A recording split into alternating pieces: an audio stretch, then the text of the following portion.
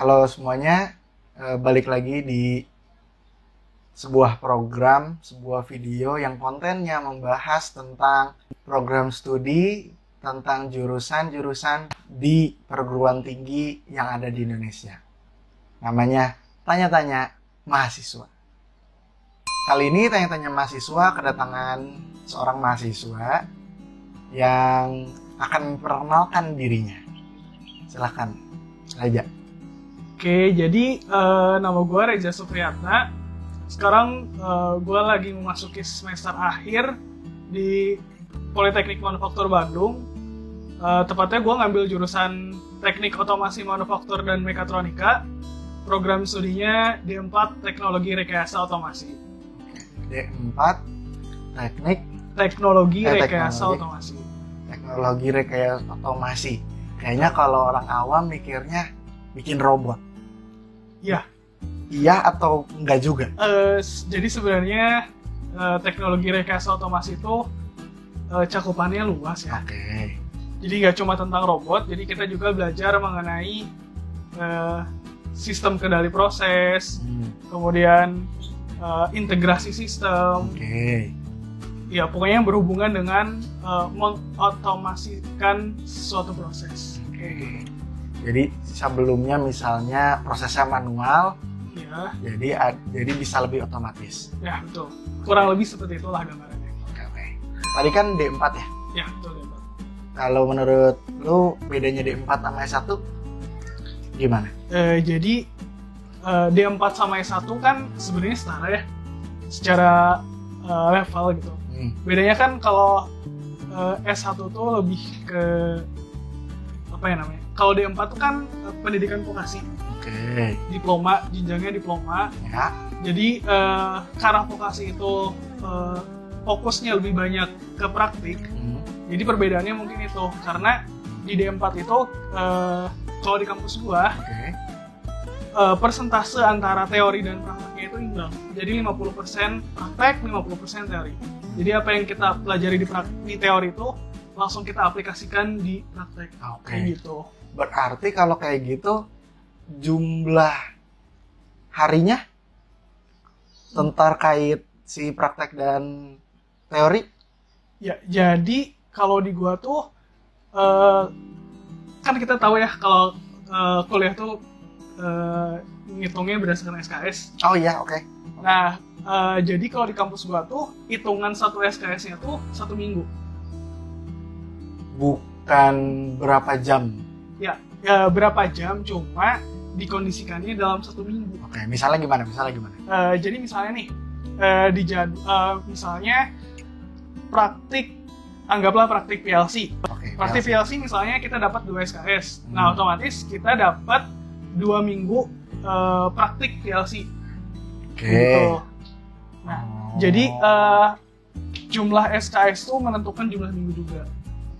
Jadi berarti ada yang karena SKS sedikit, jadi minggunya dikit. Ya, jadi minggunya dikit. Ngomongin soal mata kuliah, Ya. tadi kan PLC. Emang kalau di D4 Teknologi Rekayasa Otomasi ini mata kuliahnya ada apa aja? Jadi ada terbagi menjadi 2 mata kuliah sebenarnya. Jadi ada mata kuliah umum sama mata kuliah kejuruan. Jadi kayak misalnya mata kuliah umum tuh seperti matematika, fisika, bahasa Indonesia, bahasa Inggris, PKN. Ada PKN? Ada. Terus? Kalau misalnya untuk mata kuliah kejuruan atau yang fokusnya ke jurusan itu banyak sih sebenarnya. Cuman contohnya kayak PLC, akuisisi data, enterprise automation, kemudian sistem keamanan jaringan, DCS-KADA juga kita belajar. Dari yang disebutin tadi nggak ada yang gue tahu. Bagaimana ngejelasin mata kuliah PLC?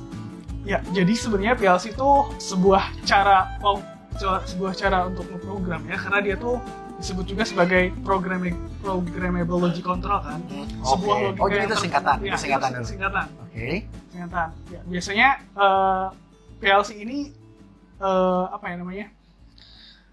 Dia tuh berhubungan dengan pemrograman, sudah jelas pemrograman, Jadi spesifiknya kita belajar mengenai bagaimana cara memprogram sequence atau sebuah proses gitu. Tapi menggunakan sebuah alat yang namanya PLC. Oh, alat. Jadi PLC itu sebenarnya alat.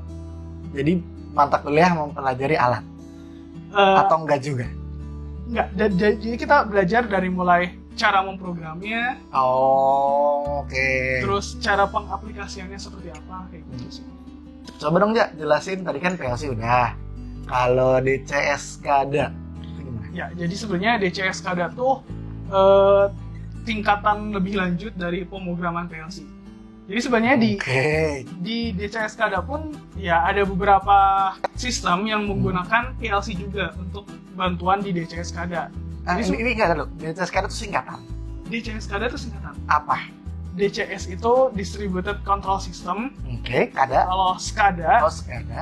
Supervisory Control and Data Acquisition. Oh, oke. Jadi sebenarnya itu sebuah arsitektur pengontrolan. Jadi kalau di industri ada orang yang ini pengontrolannya menggunakan arsitektur SCADA, ini yang pakai DCS kayak gitu. Oh, jadi ada lagi yang harus kita tahu lagi tentang pengontrolan. Ya, jadi pengontrolan tuh nggak cukup kita mengontrol satu sistem aja. Jadi kalau DCS SCADA tuh kita mengontrol beberapa sistem kayak gitu. Oke. Jadi ada masih banyak mata kuliah yang mungkin gua nggak tahu, tapi mungkin nanti kita akan bahas lagi. Tapi kalau dari sekian banyak mata kuliah itu, Ja, mata kuliah apa yang menurut lu paling gampang? Paling gampang ya? Mungkin kalau buat gua matkul yang ada di semester 1 kayaknya. Apa tuh matkul yang ada di semester 1? Jadi karena gua basicnya SMK. Oh iya, sebelumnya SMK? Ya, sebelumnya gua SMK, jadi di semester 1 kan biasanya dasar-dasar ya. Kayak misalnya matkul digital dan mikroprosesor, yang kayak gitu-gitu gue udah pelajari di SMK. Jadi begitu masuk, wah ini hanya pengulangan aja. Apa tuh digital dan mikroprosesor? Jadi digital tuh kita lebih belajar kayak bilangan-bilangan kayak biner, heksadesimal kayak gitu, terus gerbang logika, kemudian flip-flop dan gerbang logika tuh if ya? Yang N, kayak gitu-gitu lah. Oke. Itu mata kuliah paling gampang, yang menurut lu paling gampang. Kalau menurut lu dari seluruh mata kuliah yang udah lu lakuin sampai semester akhir ini, yang paling susah tuh mata kuliah apa? Gua paling susah ya. Kayaknya kalau buat gua itu gambar teknik. Apa itu gambar teknik? Jadi gambar teknik kan sebenarnya karena gua kampusnya manufaktur, jadi semua jurusan kita belajar gambar teknik. Jadi kita belajar gimana caranya memahami drawing sebuah gambar. Oke. Jadi ada drawing gambar gimana? Maksudnya apa ya? Ya kayak misalnya ada sebuah mesin nih. Oke, mesin. Kan sebelum mesin itu dibuat, otomatis ada gambarnya dulu kan? Blueprint gitu? Ya, mirip kayak blueprint gitu. Oke. Kita sebutnya sebagai gambar teknik. Oke. Itu dia apa yang dipelajarin di mata kuliah itu? Nah, dipelajarinya dari mulai standar-standar penggambaran teknik. Dan itu tuh kita dapat 3 SKS gambar teknik itu. Minggu pertama kita gambar manual. Jadi lu bisa bayangin kan aturan-aturannya tuh garis tipis, garis yang rada tebal dikit. Oh, itu aturannya kayak gitu? Ya, tulisannya harus ISO yang harus dimiringin sekian derajat. Dan harus digambar manual? Dan harus ditulis manual, digambar manual. Dan itu yang membuat gak kuat itu. Oke. Jadi yang paling susah itu gambar teknik? Ya, jadi sebenarnya bukan sulit, tapi harus presisi? Iya, harus presisi banget. Itu minggu pertama gambar manual, minggu kedua, minggu ketiga? Minggu kedua udah main software. Apa yang digunain? Kebetulan kalau di kampus gua makanya SolidWorks. Oke. SolidWorks itu semacam apa, 3D modeling? Iya, 3D modeling. Nah, terus kalau kan pakai software, berarti jadi lebih gampang atau tetap jadi susah? Kalau dibilang lebih gampang, sedikit terbantu. Tapi tetap kita harus mikir juga. Soalnya kan sebelum jadi 3D modeling kayak gitu, kita ngegambar sketsanya dulu kan. Jadi kalau di 3D modeling itu kan ada aturan-aturannya juga. Oke. Jadi si gambar tuh harus, kalau di SolidWorks namanya harus semua desain kita tuh harus fully defined. Apa itu? Gimana jelasin fully defined? Ya, jadi kayak misalnya nih kita mau gambar bentukan T antara garis yang ini dengan garis yang horizontal dan vertikal, itu tuh harus ada hubungannya kan? Iya, Ya. pasti hubungannya. Ya, kayak misalnya Harus berhubung. Iya, harus ada iya, oke. joinnya. Ya, oke. Nah, dalam 3D modeling pun kayak gitu. Jadi setiap part-part tuh harus ada Ada ukuran dan ada ya, angkanya. ukuran dan angkanya. Oke. Kayak Luar biasa. gitu sih. Kayaknya susah ya. Ya, Kayaknya susah ya. kalau dibilang susah, sebenarnya kalau kita sering-sering ngulik kayaknya gampang sih. Terus menurut lu akhirnya gampang? Apa tetap susah sampai hari ini? Pada akhirnya gue baru, jadi sebenarnya ada trik-triknya ternyata. Oke. Ada trik-triknya. Nih, Ja, kan kita udah bahas mata kuliah. Menurut lu, kalau masuk teknik, kita harus anak pintar nggak sih? Kalau menurut gue sih enggak. Gimana tuh maksudnya? Ya, jadi kalau anak teknik tuh gimana ya? Kalau menurut gue mah nggak harus pintar sih, yang penting ada kemauan untuk belajar. Oke. Sebesar apa kemauan untuk belajarnya anak teknik? Harus tinggi sih. Jadi anak teknik tuh kan apa ya? Tugasnya terkenal banyak gitu kan. Terkenal banyak ya. Semua mata kuliah, semua kuliahan juga kayaknya tugasnya banyak gak sih? Ya betul sih emang. Tapi apa ya? Kalau mau masuk ke teknik tuh selain punya kemauan yang tinggi juga harus tahan fisik dan mental. Iya, oke. Kalau menurut gua. Soalnya ya kadang ada beberapa mata kuliah khususnya praktek kalau di kampus gua itu yang memaksa kita tuh benar-benar harus sampai malam. Sampai malam prakteknya karena kita ditarget kan. Kalau praktek ditarget jadi 1 minggu harus selesai. Kalau misalnya di hari ketiga, hari keempat progresnya masih lambat, biasanya kita minta perpanjangan waktu. Biasanya kita minta sampai malam kayak gitu. Ya, biasanya yang kalau kampus gue biasanya yang sering banget ada responsi perpanjangan waktu tuh biasanya mata kuliah proses manufaktur. Apa itu mata kuliah proses manufaktur? Ya, jadi proses manufaktur tuh kita belajar cara membuat suatu produk. Oke. Dia dari mulai membuat gambar tekniknya, kemudian kita mendefinisikan proses-proses manufakturnya, proses pembuatannya kayak apa, sampai pembuatannya, sampai assembly terakhir. Berarti nggak semua produk itu satu part ya? Enggak, jadi ada beberapa part. Nah itu, jadi ada assembly di akhirnya? Ya, ada assembly di akhir. Oke. Nah, kalau kan tadi katanya teknik harus berkemauan kuat. Emang bedanya menurut lu kuliah sama sekolah? Kuliah sama sekolah? Ya, kalau menurut gua sih, kalau sekolah kan ibaratnya apa ya? Kita yang, maksudnya kita sama-sama butuh. Dalam artian, sekolah punya aturan, sudah punya aturan yang pasti gitu. Maksudnya, hari ini masuk jam segini, kemudian diharuskan masuk. Iya. Kan kalau misalnya kuliah kita diberi kebebasan untuk memilih kan. Ya walaupun ada beberapa yang SKS-nya sudah dipaketkan. Kayak di gua itu sudah dipaketkan.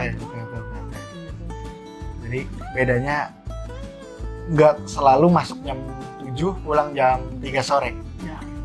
Emang kalau dulu masuknya jam berapa? Kalau ya, kebetulan di kampus gua kayak sekolah. Ya udah. jadi lu mendefinisikan sekolah sama kampusnya agak sama ya, di kampus lu. Betul. Soalnya di kampus gua jam 7 sampai 15.20. Iya, jadi sama ya. Jadi sama. Tapi itu kan soal jam masuk dan jam pulang. Soal pakaian. Nah, soal pakaian juga beda kan tentunya. Karena kalau kuliah yang penting kan bebas, rapi, sopan.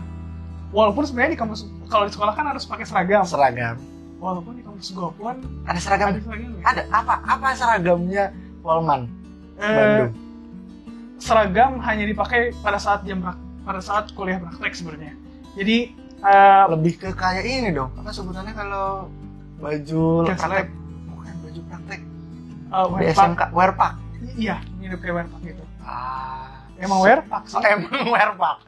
Ya, seragam. Ya, seragam praktek werpak. Terus soal dosen-dosennya mengajarkan bedanya dengan guru? Iya. Itu beda ya? Beda sih, soalnya kalau di sekolah kan biasanya guru terus-terusan mengajarkan kan, ya memberikan materi apa segala macam. Kalau di kampus atau di kuliah, khususnya di kampus gua, jadi dosen tuh nggak setiap kali masuk. Jadi biasanya kalau di kampus gua, khususnya di praktek itu ada yang namanya PLP, jadi kayak pembantu dosen gitu. Pada saat praktek biasanya si dosen tuh hanya masuk di hari pertama, hari kedua. Setelah itu si PLP tadi yang tadi kan kita udah bahas mata kuliah, udah bahas bedanya sekolah sama kuliah, udah bahas juga tentang seragam, jam masuk. Kita mau bergeser dulu soal magang. Di program studi lo atau di jurusan lo magang tuh gimana? Ya, jadi kayaknya hampir semua kampus juga ada yang menerapkan magang, walaupun nggak semuanya sih. Iya, nggak semuanya. Tapi kayaknya kalau di Politeknik, kayaknya hampir semuanya magang juga. Oke. Kalau di gua, untuk sekarang, khususnya di jurusan gua ya, magang ada. Jadi, tapi ada perbedaan. Kan di jurusan gua ada 2 prodi. Yang satu D4, yang satu D3. Jadi kalau untuk yang D3, magangnya tuh sekitar 5 bulan sampai 6 bulanan. Panjang. Kalau D4, khususnya program studi gua itu 9 sampai 10 bulan. Itu pun sebenarnya hasil revisi. Sebelumnya? Sebelumnya tuh, jadi kampus gua tuh terkenal dengan pola 321. Apa tuh 321? Ini khusus yang D3 ya. Jadi 321 tuh 3 semester pertama di dalam kampus belajar seperti biasa. 2 semester itu belajar di industri.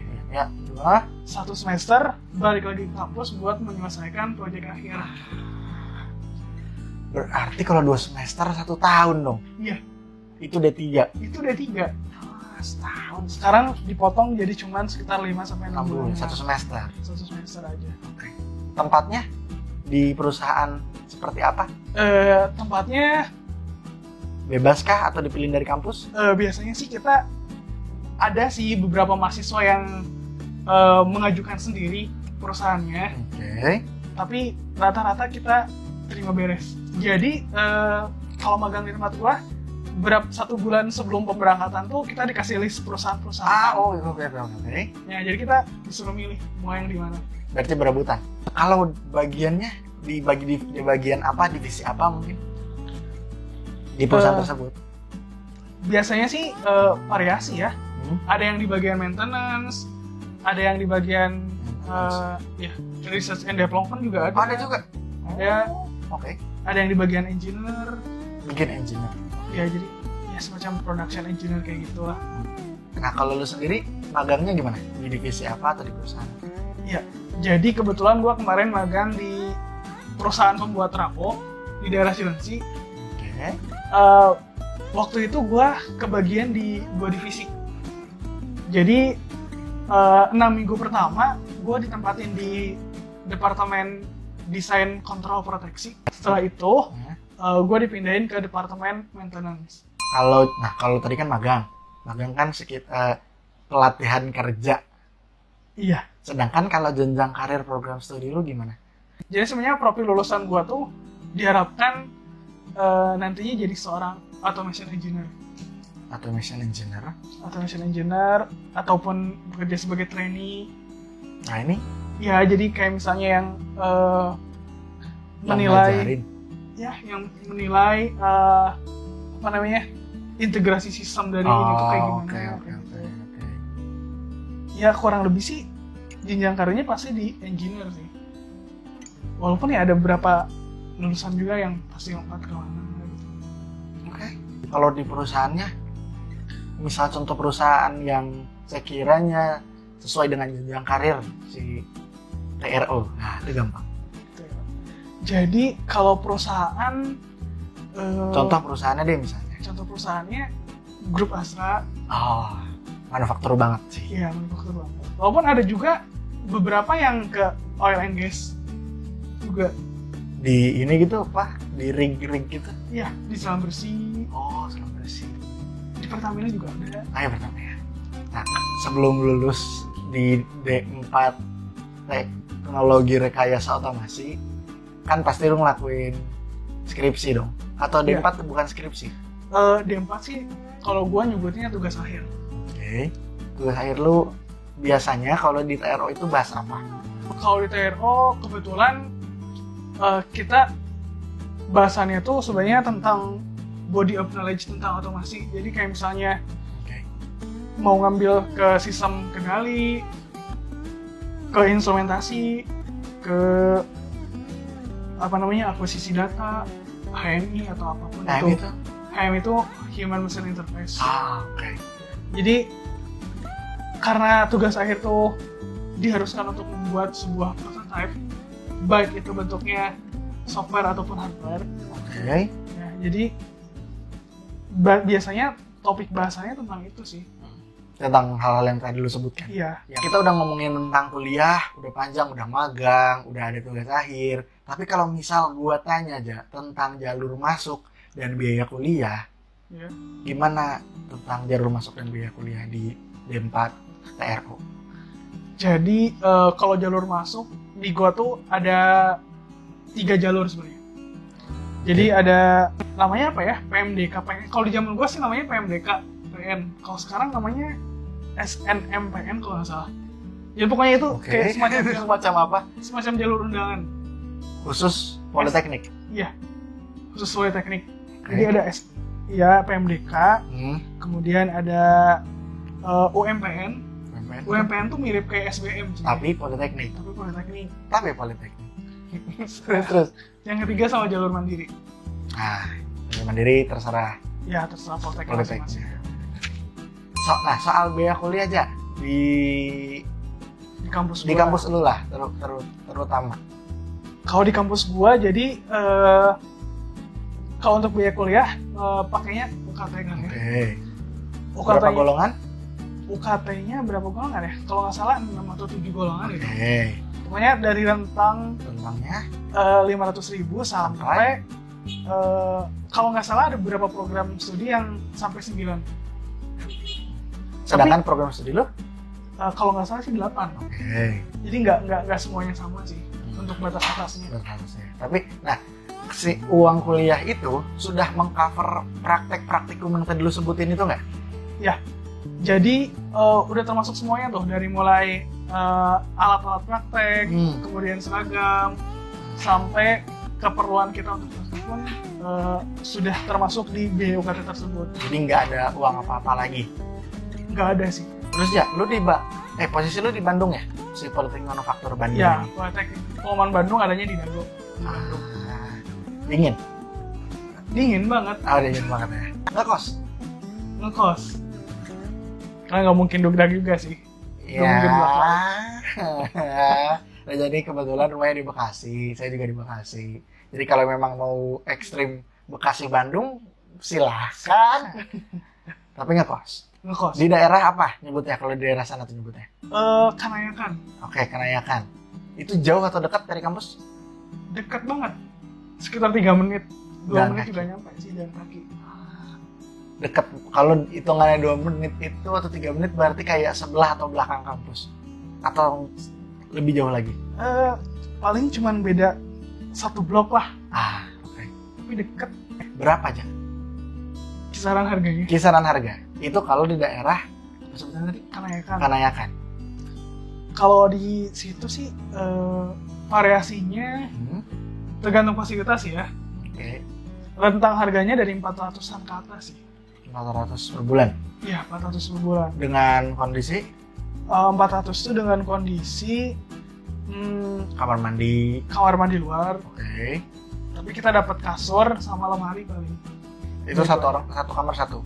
Satu kamar satu. Selain di Kanayakan, kira-kira kalau gue nanya tempat kosan di Polman Bandung, di mana lagi? Itu Bagus Ismail banyak. Oke.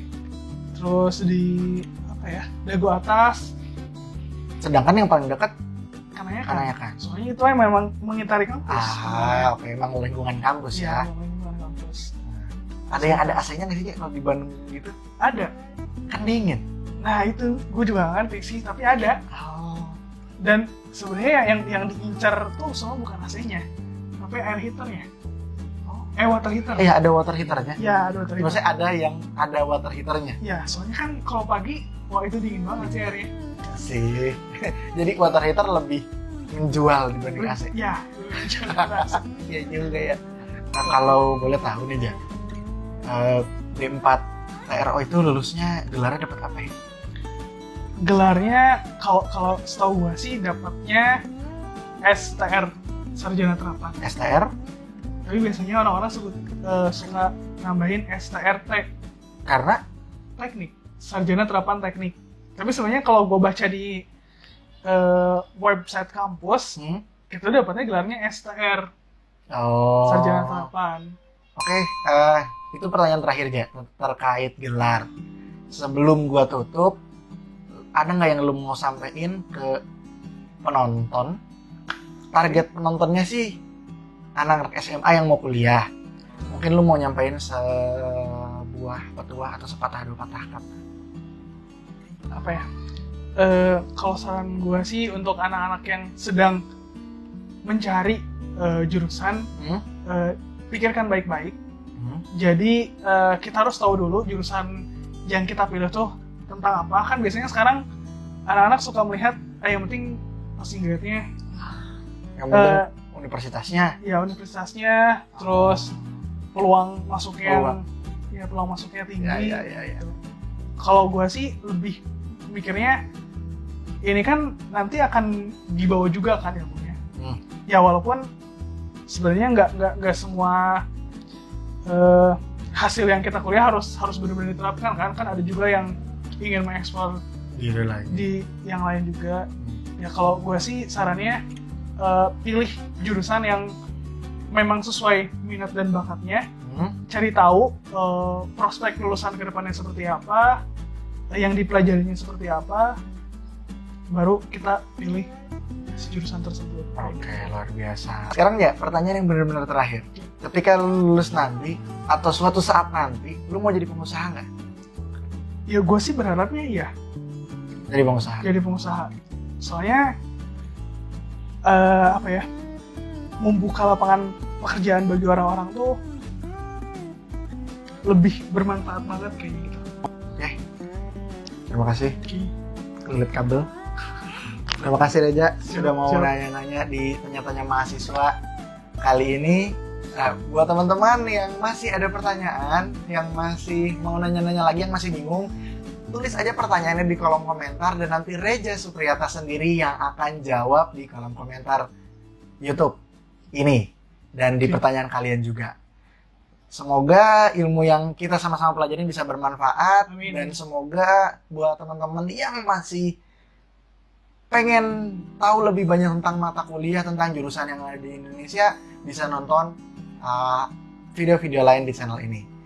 Dan kalau emang kalian punya request, pengen Kak tolong tanya wawancarain jurusan tertentu, nanti saya akan coba usahain. Terima kasih, sampai ketemu di video berikutnya. Teknologi rekayasa manufaktur, bukan? Otomasi. Gimana sih? Coba ulangi. Teknologi rekayasa otomasi. Oh iya, oke. Teknik D4 teknologi rekayasa otomasi. Ya, luar biasa.